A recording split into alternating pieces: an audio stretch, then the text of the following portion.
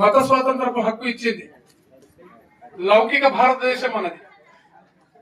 లౌకికం ఏం తెలియజేస్తుందంటే నీవు ఏ మతమైనా పాటించు, కాకపోతే రాజ్యాంగ పరంగా నీ యొక్క పని ఉండాలి, రాజ్యాంగ పరిధిలోనే మనం మాట్లాడాలి, రాజ్యాంగ పరిధిలోనే మనం చేసేటటువంటి ఉద్యమాలు ఉండాలి, ఏదైనా ఉండాలి. రాజ్యాంగానికి ఎవరు అతీతులు కాదు. మరి ఆ రాజ్యాంగ దినోత్సవం కూడా ఒకటి ఉంది. మరి రాజ్యాంగం గురించి తెలుసుకోవాలని పెట్టారు. మరి రాజ్యాంగం అమలులోకి వచ్చిన శుభ సందర్భాన్ని పురస్కరించుకుని ఈ రోజు జనవరి 26వ తేదీన గణతంత్ర దినోత్సవం యావత్ భారతదేశం జరుపుకుంటా ఉంది.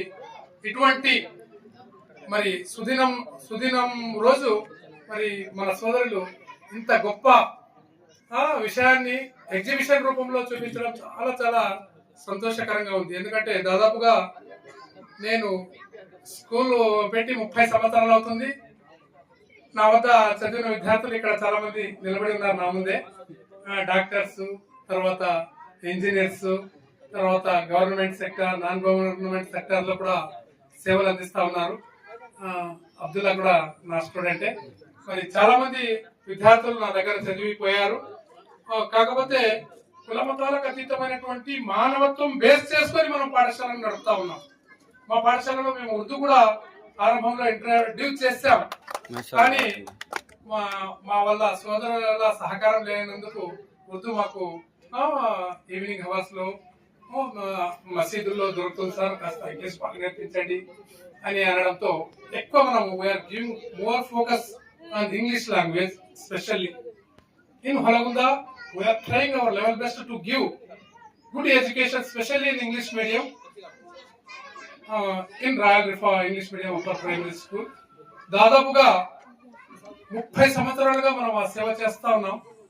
Whole credit goes to our honourable president of our school సారీస్ సార్.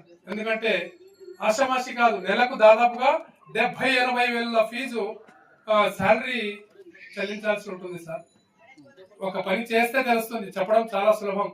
మరి దాదాపుగా 70-80 వేలు శాలరీస్ ఇస్తూ కేవలము తాము అభివృద్ధి చెందడం ముఖ్యం కాదు, సభ్య సమాజంలో ఒక 10 మందికి జీవనోపాధి కలిగించడము నిజమైనటువంటి సక్సెస్ అని నేను చెప్తాను. మరి అటువంటి సక్సెస్ పొందినటువంటి మిత్రులు మన కరెస్పాండెంట్ సారిక్ సార్ గారిని మనస్ఫూర్తిగా నేను అభినందిస్తున్నాను సార్. ఇటువంటి వాళ్ళు చాలా అరుదు ఈ రోజుల్లో.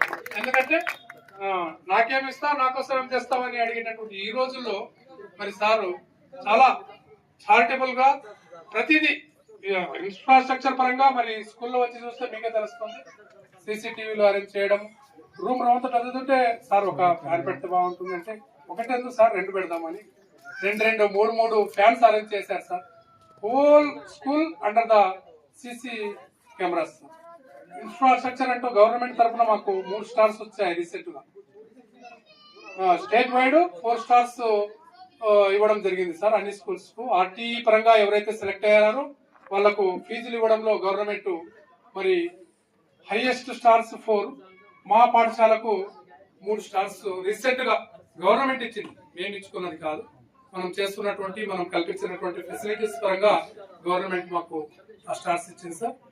దాని తర్వాత ఇంకొక విషయం చెప్పాల్సింది ఏంటంటే మరి ఇక్కడ ఈ మదరసా చాలా బ్రహ్మాండంగా జరుగుతూ ఉంది. 2 మదరసాలు ఉన్నాయి, వాళ్ళు కూడా బాగానే చేస్తూ ఉన్నారు. కాకపోతే ఇక్కడ మాకు ఇబ్బంది ఏముందంటే రికగ్నిషన్ అనేది తెచ్చుకోలేకపోయారు. చాలా సార్లు నేను ఫజ్లాకు మా అత్త కొడుకే, వేరే ఏం కాదు, చాలా సార్లు డిస్కస్ చేసి చెప్పాను నేను.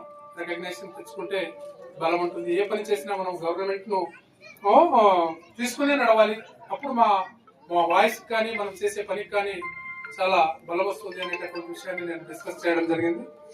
మరి అమీన మేడం కూడా ఉన్నారు నాకు, సార్ ఈ విషయంలో సొసైటీ రెన్యువల్ కానివ్వండి, రికగ్నిషన్ కానివ్వండి, దాంట్లో ఏదైనా సలహాలు సూచనలు మాకు కావాలి అని అన్నారు. వీలైనంత మటుకు నేను యూనిస్ సార్తో కూడా మాట్లాడాను.